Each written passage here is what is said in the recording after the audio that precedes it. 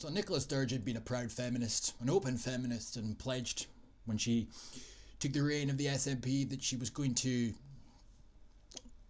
up representation for women, and she was going to battle the supposed inequalities in society that women face.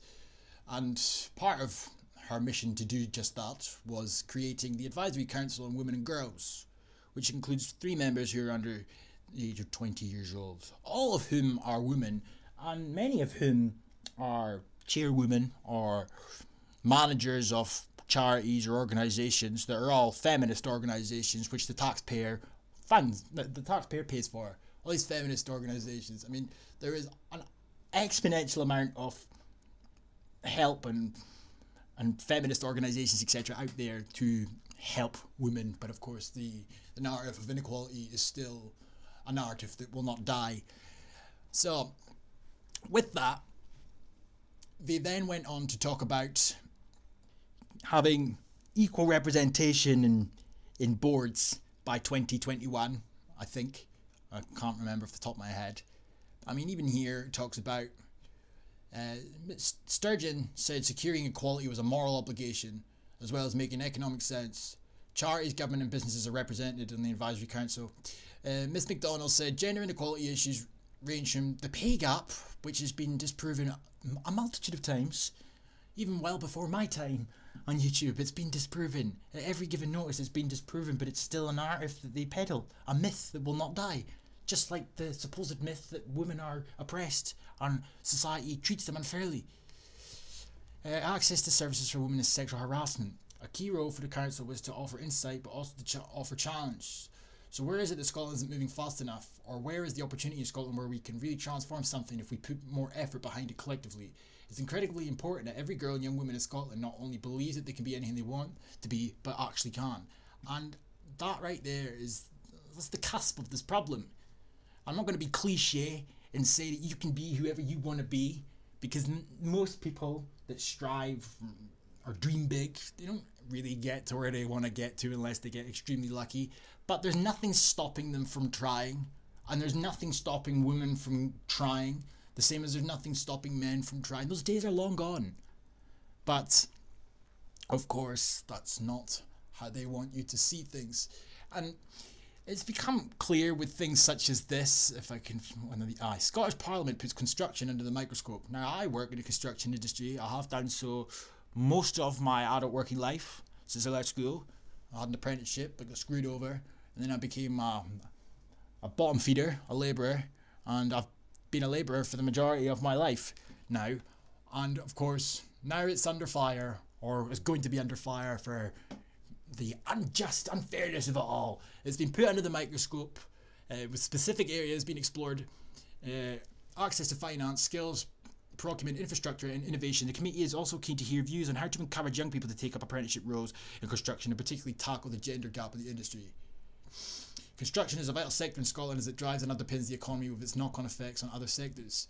As well as being a major employer, the sector also delivers infrastructure for housing, transport, education and community and contributes 21.5 billion to Scotland's gross domestic product. However, the sector has its challenge. We want to hear views and suggestions on how these can be overcome. We also want to find out how we can encourage young people to work in the industry, and we will be holding consultation work with businesses and colleagues over the coming months.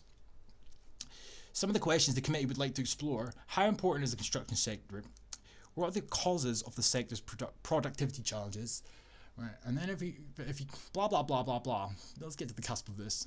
Skills Development Scotland data shows that construction was the biggest contributor to the modern apprenticeship programme, with 6,104 starts, up from 5,934 in 2016/17. However, only 1% of entrants were women, showing more needs to be done to tackle the gender gap in construction trades. Why is that a problem, that there's not women in construction? But of course it doesn't stop there, because it does really bring into question if this is really about women or if it's just about tick boxes, because not that long ago the construction industry is also under scrutiny for not having enough LGBT people in the building sites. So what are they planning on doing about it? Well, the sector is moving forward. Homophobia continues to be an issue according to Arcadis Equality, Diversity and Inclusion. These fucking words, man. There are a lot of people working in construction and not everyone wants to change their mindset. Why should they change their mindset? If you want to work on a building site, then work on a building site. If you're gay and you want to work on a building site, then by all means work on a building site. But if you're going to be adamant that being gay has to be the integral part of your very being, and you need to make yourself known for the fact that you're gay, and you turn it into a game of identity politics, then I'm sorry, you're going to come under some form of scrutiny. And building sites can be a pretty tough place to work. Trust me, I've had many a cringy weekend doing things when I've been fucking steaming, and I've had to reap the repercussions for a couple of weeks after the fact. So I'd hate to be on a building site if I made it known that these people had to fucking pretty much bootlick because I happen to be part of the LGBT. And I don't think it's the job for you. If you need everything to change in order for you to be able to work there, quite frankly, fucking pick a different job. I'm sorry to tell you that, but nonetheless, of course, that's not what's going to occur. The key thing is to make it as difficult as possible for homophobic comments to be made by having good policies and strong leadership in place. And for fuck's sake, you know what I mean? Creating a more tolerant workforce in sight is another area where marked improvement has been made. Right? Blah, blah, blah. So it really does bring into question if it's really about empowering women and getting women on building sites when they're also complaining there's not enough gay people and lesbians, etc. So anyway, it'd be a very different story if building sites weren't allowing women on. Women wanted to work there, but they weren't allowed to work there. They were just being rejected outright. That's a different story.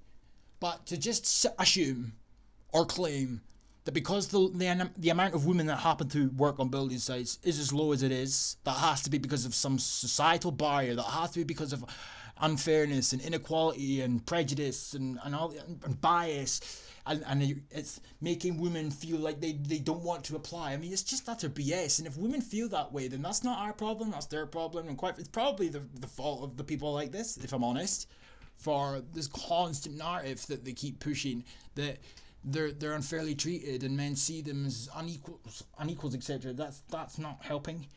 You know what I mean?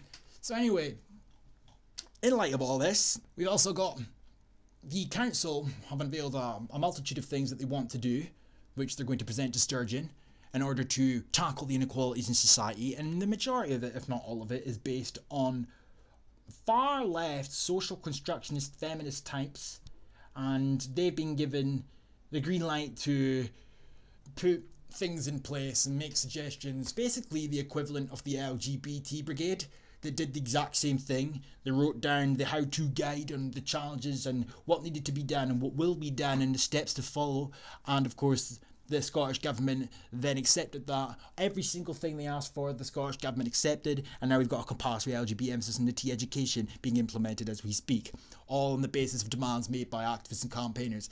And of course the same thing is occurring here, because the feminists, the far lefty feminists, are making demands, and they want to put these things to Sturgeon, and probably Sturgeon will.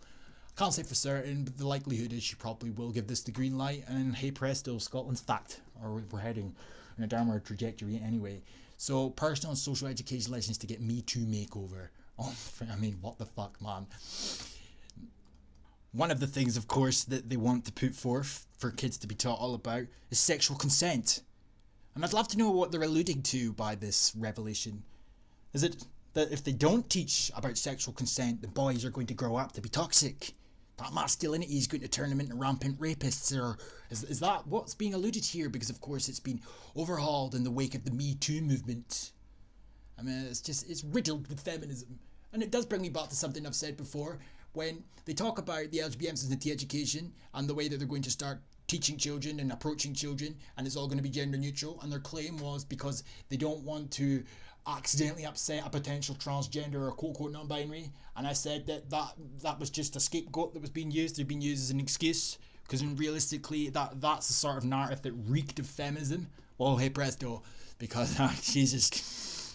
So gender roles and gender stereotypes, they're going to have to be looked at, because boys are taught to be a certain way according to them, and girls are taught to be a separate way, and as a result it leads to some fabricated inequality in later life.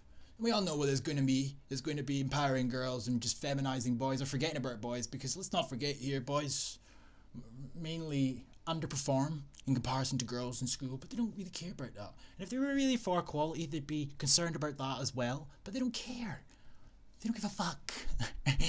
So they want to examine schooling from early years to secondary and recommend improvements so gender equality is built in. This would looking at include teaching training, school behaviour and culture, the curriculum and continuous learning and development. The Council recommends the Commission as an independent body such as Education Scotland and wants to create a national strategy to provide safe and nurturing gender-neutral education and learning in all settings. We know from the growth of global movements such as the Me Too and Time's Up that there is a real appetite for radical change for equality for women and girls. What? The First Minister's Council on Feminism, let's be honest, is for Scotland to be recognised as a leading nation in the pursuit of gender equality because they're not happy enough with the fact that we're supposedly a beacon for all things progressive and inclusive. They want to now be the main go-to guy in terms of gender equality. Today, in our first report, set out our recommendations to Sturgeon. We set out the first steps for how this can be achieved. And while our work is primarily focused on Scotland, I believe our story will resonate. She added, we have a part to play in creating a more inclusive society, and these recommendations we have focused on tackling changes in systems that too often perpetrate inequality. Right, okay then. Demands such as quota systems in politics and a commission to improve equality in education, all the way to, of course, criminalising misogyny. I knew that wouldn't take long to enter the picture.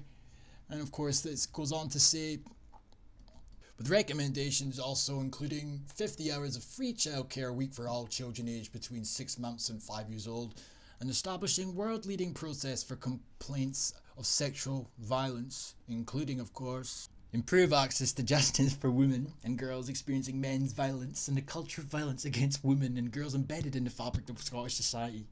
Okay.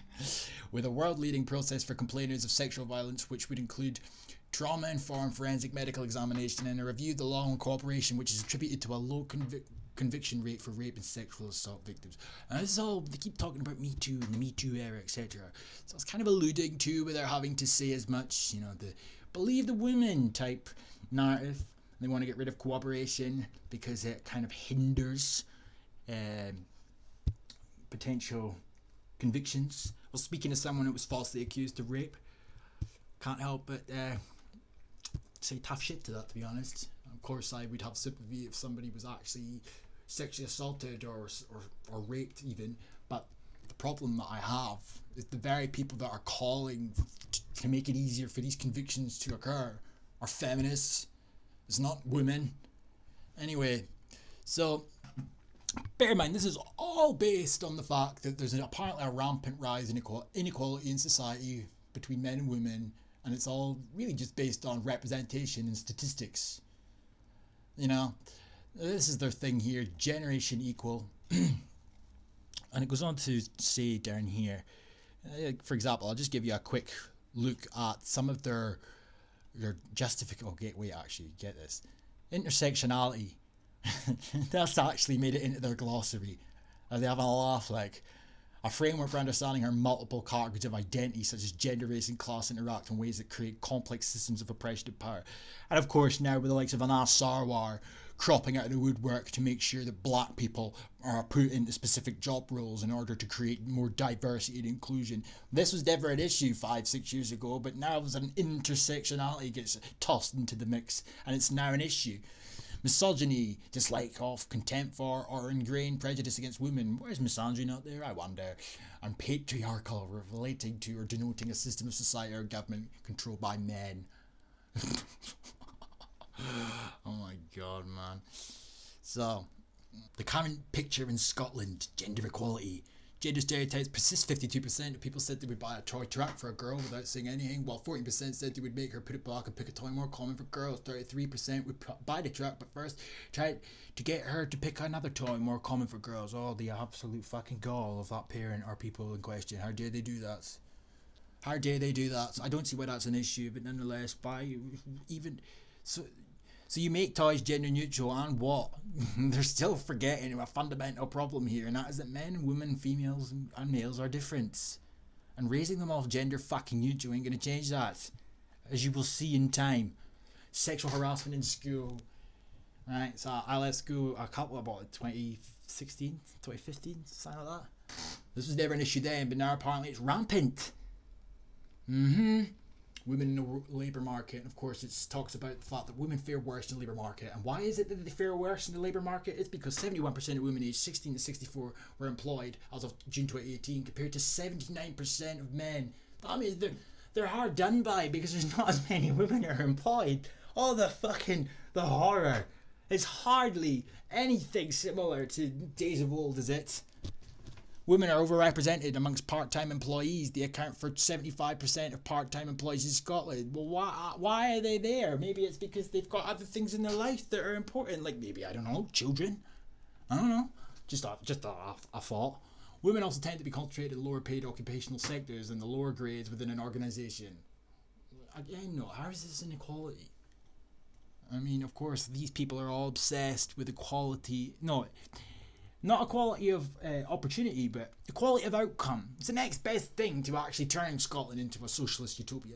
Victim-blaming attitudes endure, which at least partly blame women for being raped in certain situations. Only 58% of people say that a woman wearing revealing clothing on a night out is not at all to blame for being raped. And 60% say the same of a woman who is very drunk. 37% agree that rape results from men being unable to control their need for sex. Oh yes, but the problem here is, of course, this leads on a wider problem, and that is the fact that in this day and age, men are constantly being attacked for masculinity, and women can do no wrong. And of course, in the wake of the Me Too movement, as much as it may very well have been empowering and all the rest of it, there was false allegations made, as there's always been since the dawn of time, false allegations made. And the way that you feminists go about things, you might not necessarily be wanting to do this, but it could happen as a result of. And what I mean by that is the potential for more false accusations to be made a hell of a lot easier. You know what I mean? Speaking of someone myself that was falsely accused by a bitch who said I attempted to rape her, and she could have destroyed my fucking life, but she decided to admit that she was a liar. But it didn't stop me shitting myself, because everyone would have believed her immediately, as they always do. Many women and girls face further inequality because of intersecting aspects of their identity. For example, the minority ethnic employment gap is much higher for women. That's because there's fucking 4% of Scotland is from an ethnic minority background, so I am absolutely astounded as to how that can be seen as inequality. I mean, for fuck's sake, for every one black guy that's applying for a job, how many whites are applying for it, especially in Scotland? What an absolute joke. This whole thing is based on nothing but fucking feminist propaganda and bullshit. They take certain things and certain problems and certain situations, whatever it may be, statistics, and they completely manipulate it and to try and say that it's fucking society and systemic oppression and bias and all these other key buzzwords that get thrown about willy-nilly, when in reality it's nothing of the sort. Leadership, blah blah blah, criminalize serious misogynistic harassment, accountability, creating conditions. This video is absolutely far too long, so I'm going to try and cut it short here. I'll leave their report in the description, but this is concerning. Nicola Sturgeon has retweeted the proposals that have been put in place, with this tweet here saying Scotland's plans for gender equality are refreshingly radical. Everything you need to know about Scotland's new proposals for tackling gender inequality that doesn't exist. Women are not oppressed. There is not a rampant rise of misogyny and hate crimes, etc. And quite frankly, the little slither of the male population that do the things that they do, they're not going to stop doing the things that they do because you fucking raise everyone gender neutral or you change society's attitudes to women. These things are going to occur regardless. So, and I don't understand how that's even seen as a justification as to gender inequality or attitudes to women being negative. You know what I mean? Anyway, peace.